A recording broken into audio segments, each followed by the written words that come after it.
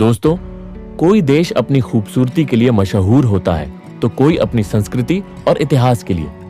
लेकिन इस धरती पर कुछ ऐसे भी देश हैं जो अपने डरावने, अजीब और दिल दहला देने वाले कानूनों के लिए जाने जाते हैं। क्या आप यकीन करेंगे कि इस दुनिया में एक ऐसा देश है जहां एक पिता अपनी गोद ली हुई बेटी से शादी कर सकता है और उसे अपने बच्चे की मां बना सकता है?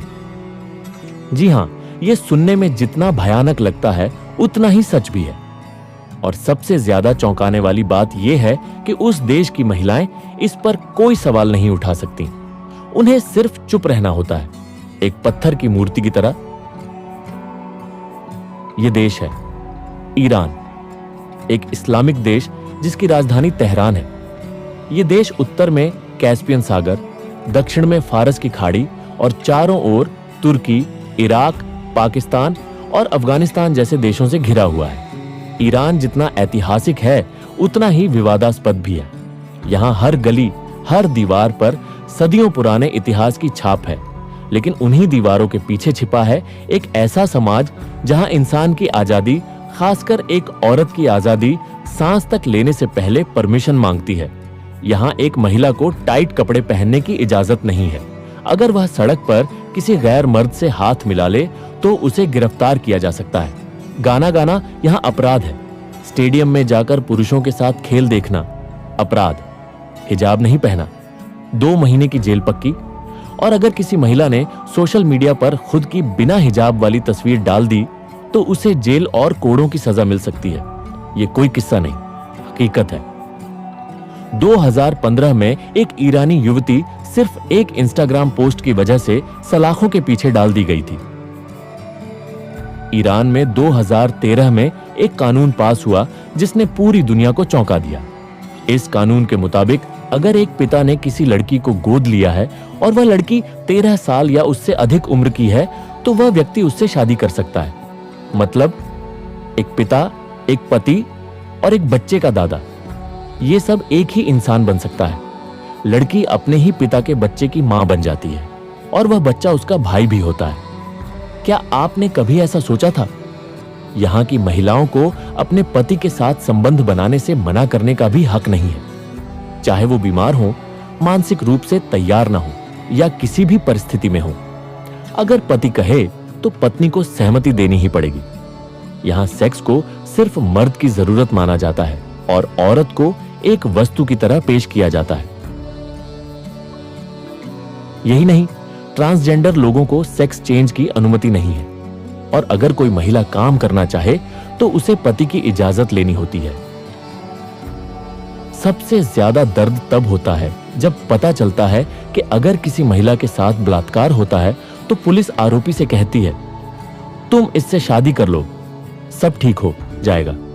और उस लड़की को जो अभी सदमे में होती है उससे कहा जाता है, अब यही तुम्हारा पति है।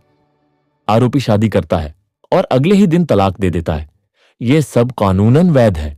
शायद यही वजह है कि ईरान में तलाकशुदा महिलाएं कुंवारी महिलाओं से ज्यादा है।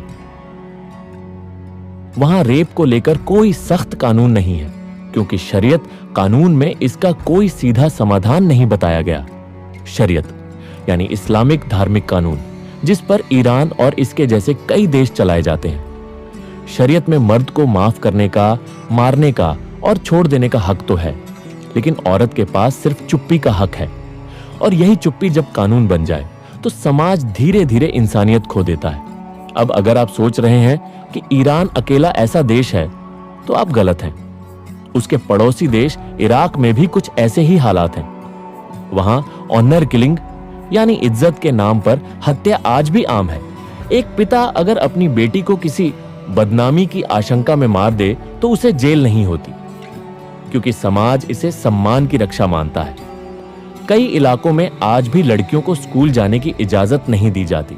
औरत का काम सिर्फ घर, शादी और बच्चे तक सीमित है। कुछ गांवों में तो महिलाएं सड़क पर अकेले निकल भी नहीं सकती। लेकिन दोस्तों, इस सब के बावजूद ईरान में एक दूसरा चेहरा भी है। एक चेहरा जो इतिहास की गहराई से झांकता है, एक संस्कृति जो बेहद समृद्ध और रहस्यमयी है। यही वजह है कि हजारों टूरिस्ट हर साल इस देश की ऐतिहासिक जगहों को देखने आते हैं। परसेपोलिस सिराज शहर से लगभग 60 किलोमीटर दूर एक ऐसा खंडहर जो कभी फारसी साम्राज्य की राजधानी हुआ करता था।